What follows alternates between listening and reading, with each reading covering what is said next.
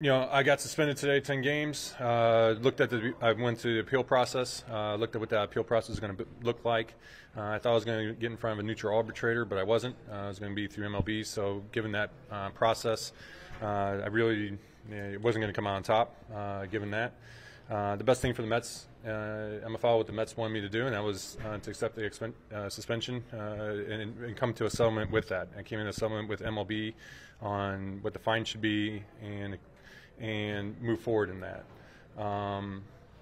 So that's the best thing for the Mets at this point in time. Starts tonight? Yes. Just given what you've talked about yesterday, how difficult is that to just accept it? Extremely difficult. For me, I hope that we can modify the rule. We want the intent of this rule was try to clean up the game clean up the stuff that was really causing spin rates to spike and all that stuff. I don't think it was intended to crack down on pitchers that were using legal substances. I used legal substances. I did it. I did it. For me, I wish there was a modification to bring spin rates into play to be able to let that be the threshold of when the umpire can check. That to me, that's what you guys asked me about. That's what we talked about yesterday. Is hey, I'm pitching, but my spin rates are, in a normal range. I still don't understand how I'm deemed cheating or guilty of that without that going on. So, like I said, hopefully cooler heads can prevail here in the future, and we can make an adjustment to this rule. So that we can make the game better. The league contended that even if it's just rosin in excess, it's illegal, and they said that you were in excess. Do you think that's a fair assertion based on what you had in your hand, your glove, etc.? Like I said, I used rosin, and I could have gone out there right before I took the field. I grabbed my hair for sweat, and that's the exact process I did going in the third inning. In the third inning, Phil checked my hand. He saw that it was rosin, basically the powder, and after I made it through that check, I grabbed some sweat from my hair and went and pitched, and we deemed that's a clean inning. I basically did the same process, except I grabbed my hair for sweat and went out there for a check, and yeah, my hand was sticky. That's what happens when you mix sweat and rosin, and it was sticky. I'm not here to say it wasn't, but that's legal. Like I don't. There's nothing else there, and so. Yeah, it was sticky. So, I understand where Phil's coming from, but this is bigger than Phil. I was saying, how is the rule being applied? And if, my spin rates are fine, my spin rates are in a legal range, why is the check even happening? That's my vantage point.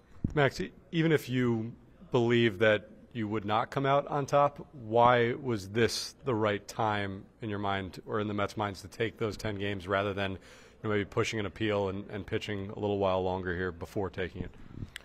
I think when somebody said it was just the schedule, the way the teams that we're going to face. I got a chance to face Atlanta, so if I get through this, get over it, get this in the rearview mirror, I can get out there and go out there and compete against our division. You'll plan to start on that Monday, that May 1, right after the 11th. I don't know. I haven't gotten that far. I've been, like I said, I've been blown through phone calls trying to understand everything, all the options here, and trying to understand what this looks like. Was the amount of rosin or the level of stickiness yesterday normal for you?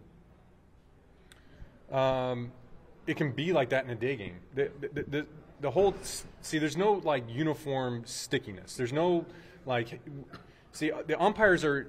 This is part of one of my frustrations too. Is that the umpires are given classes on what they're looking for and this and that, whereas MLB says, "Here's your rosin bag, use sweat. Don't use pine tar, don't use sunscreen, but here's the rosin, use sweat." So that's what we do. There's no objective, quantifiable measurement of stickiness, of tackiness, and so what can be deemed legal one inning is all of a sudden deemed illegal in the next inning just by applying sweat. So that's my problem with this. That's what happened. Max, the league apparently sent out a memo to clubs about rosin ahead of the season. Was that something that players, were you aware of that as well? Yeah, you're aware of it, but you're thinking of using pine tar and all the other substances. Like, that's how you read it, interpret it. Yeah, you can use rosin, but like,